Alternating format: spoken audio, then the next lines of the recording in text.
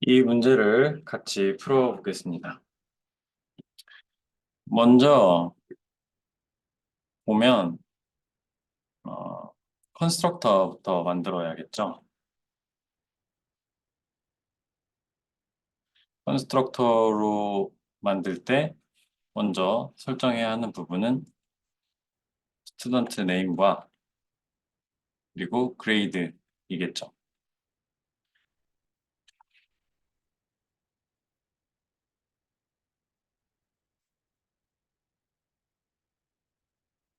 스튜던트 네임은 스튜던트 네임으로 스튜던트 네임이라는 애트리뷰트는 스튜던트 네임이라는 애트리뷰트로 설정을 해주고 그레이드는 그레이드로 설정을 해주어야 합니다. 그리고 여기 보면 need to study more가 돼 있을 때 false가 있고 이 158로 했을 때는 need to study more가 true입니다. 그리고 그레이드 1과 그레이드 2의 스탠다드 그레이드가 159인 걸 볼 수 있고 스튜던트 그레이드의 스탠다드 그레이드도 159로 나온 것을 볼 수 있습니다. 그러면 이 스탠다드 그레이드가 단순히 클래스 인스턴스의 애트리뷰트이 아니라 클래스 베리어블이란 것을 알 수가 있죠. 그리고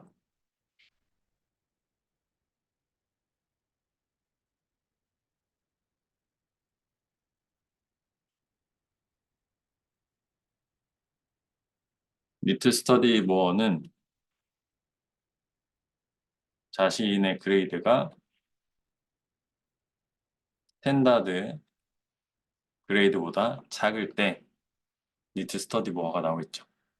여기까지가 이제 구현의 내용입니다.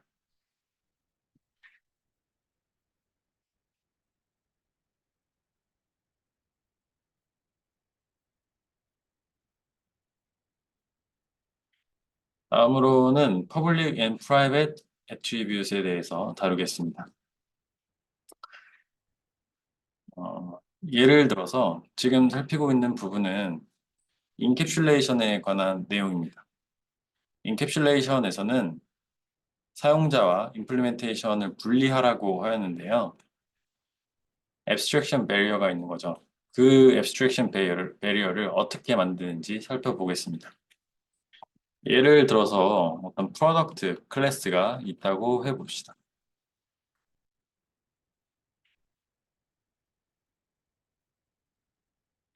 그리고 이름은 뭐 갤럭시라고 해봅시다.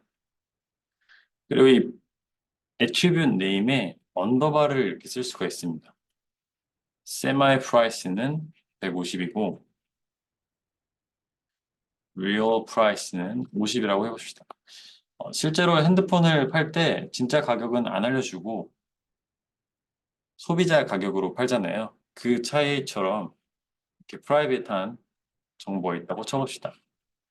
그리고 이렇게 변수 앞에 이 attribute 앞에 언더바를 두 개를 넣어주게 되면 이게 private variable이 됩니다.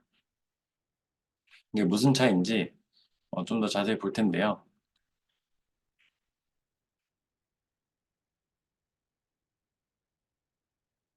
예를 들어서 이렇게 P1은 product라고 한번 만들어 봅시다. 그리고 P1에 semi price를 이렇게 출력을 하면 출력이 잘 됩니다. 그런데 여기 언더바 두 개가 들어가 있는 real price를 출력하게 되면 에러가 나게 됩니다. 어떻게 나냐면 product object has no attribute 이라고 나옵니다. 분명히 있는데 안 나옵니다. 이런 식으로 파이썬 코드가 어딘가에 숨겨져 있고 사용자가 그 코드를 뭐 임포트해서 쓴다든지 할 때 내부에 있는 모든 애트리뷰트들을 다 접근 가능하게 하는 게 아니라 이런 식으로 언더바를 두 개 넣으면 프라이빗의 베리어블로 바뀌면서 다른 사용자가 접근할 수 없게 됩니다. 이게 abstract barrier를 만드는 거죠. 이런 정보를 만약에 알고 싶다고 하면 이런 정보에 접근할 수 있는 새로운 함수를 제공을 해 주어야 합니다. 이런 식으로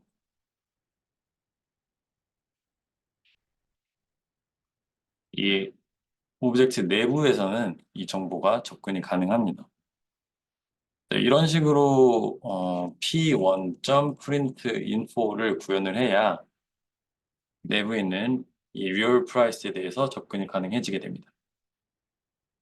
사실 파이썬 같은 경우에는 코드가 다 공개된 상태에서 사용자가 코드를 쓰기 때문에 사실 앱스트랙션 배리어가 그렇게 크진 않지만 다른 언어들 같은 경우에는 C++나 자바 같은 경우에도 변수를 프라이빗이나 프로텍티드, 퍼블릭 이런 식으로 구분해서 정의를 하잖아요. 그것과 비슷하게 파이썬에서는 이 언더바를 이용해서 이 베리어블이 프라이빗인지 아닌지를 분간할 수가 있습니다.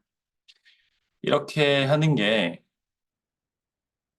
사용자와 구현 사이에 앱스트랙션 배리어들은 인캡슐레이션의 한 종류이고요.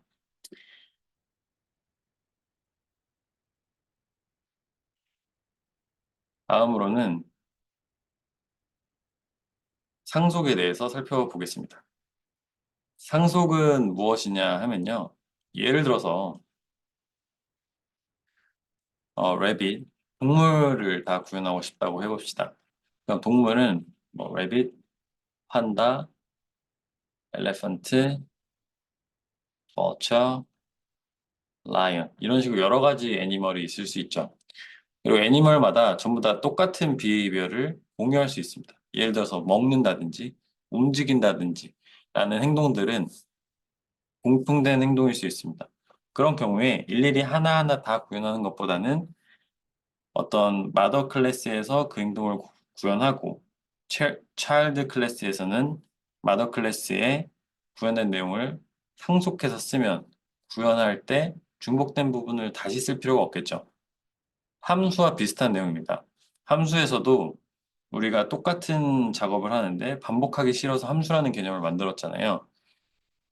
그런데 함수 말고 좀 더 큰 개념으로 여러 개의 함수가 중복된다고 하면 이걸 클래스로 만들어서 중복을 줄이는 방법 중에 하나입니다. 그래서 여기서도 애니멀 클래스를 만들어 보면 이런 식으로 클래스 베리어블스를 만들 수 있겠죠.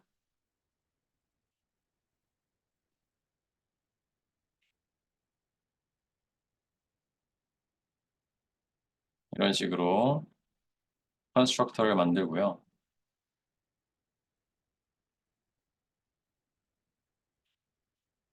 플레이를 만들고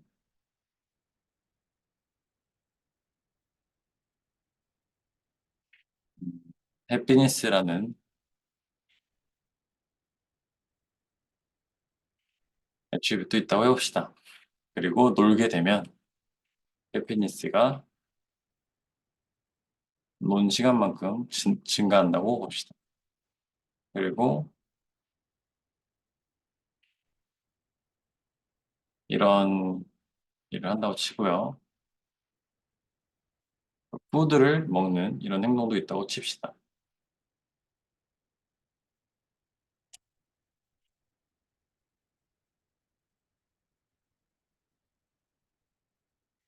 네, 이런 식으로 이제 애니멀을 어, 만들 수가 있는데요.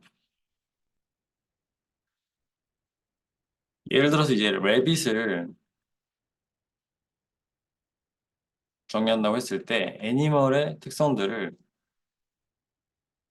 상속하고 싶으면 이렇게 괄호를 놓고 이 안에 상속하고 싶은 마더 클래스, 페어런트 클래스를 적어줍니다. 앞에서 클래스를 정의할 땐 이 부분이 없었죠. 혹은 이렇게 빈칸으로 뒀습니다. 괄호 안에. 네, 괄호 안에 상속하고 싶은 클래스를 넣어주면 이렇게 적을 수가 있고요. 여기 스피시스 네임을 레빗으로 이렇게 바꿀 수가 있겠죠. 나머지는 그냥 두겠습니다. 그리고 클래스 엘레펀트 또 이렇게 만들 수가 있고요.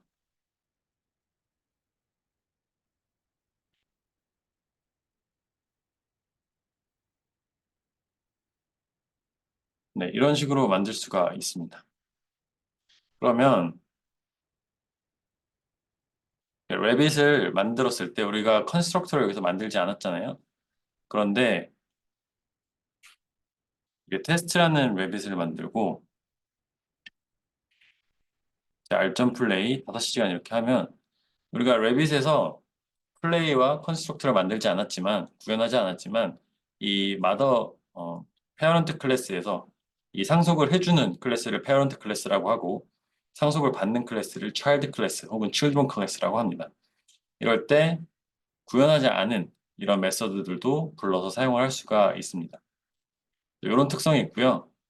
대신에 이제 여기 species name을 이 애니멀 같은 경우에는 애니멀이라 되어 있는데 이 rabbit 같은 경우에는 어떻게 나오는지 한번 확인해 봅시다.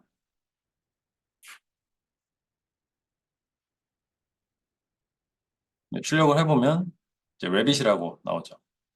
그래서 이걸 보면 유추할 수 있는 게 어, 앞에 parent 클래스에 정의되어 있는 것 중에 이 안에 없는 것은 그대로 가져다 쓰고 여기 정의되어 있는 것을 예를 들어서 여기 새롭게 정의했다 하면 페어런트 것을 쓰는 게 아니라 자기 자신 것을 쓴다 라고 이해를 할 수가 있겠죠. 실제로 상속을 하게 되면 일단 이 플레이를 이 rabbit 클래스 구현 안에서 찾습니다. 그래서 없으면 이 상위 클래스로 가서 찾아서 있으면 그 클래스에 구현된 내용을 가져다 사용합니다. 그러니까 여기 스피시스 같은 경우에도 이 rabbit 클래스에서 일단 스피시스를 찾습니다. 근데 이 스피시스 네임이 있으면 이걸 쓰고 없으면 이제 애니멀, 부모 클래스의 애트리뷰트를 쓰는 거죠. 예를 들어서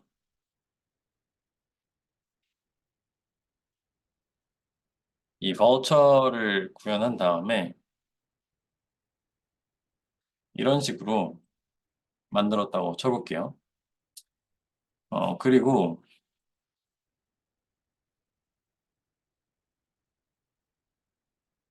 바우처를 이렇게 만든 다음에 바우처를 플레이하면 이렇게 위 플레이 타임 이렇게 나오고요. 벌처의 스피시스 네임을 출력하게 되면 애니멀이라고 나옵니다. 왜냐하면 벌처에는 이 스피시스 네임 정의가 안 돼 있기 때문에 이걸 여기서 찾아서 없으면 애니멀 클래스로 옮겨가서 찾습니다. 이 내용을 한번 잘 이해를 하길 바라고요. 다음 PPP 엑설사이즈입니다.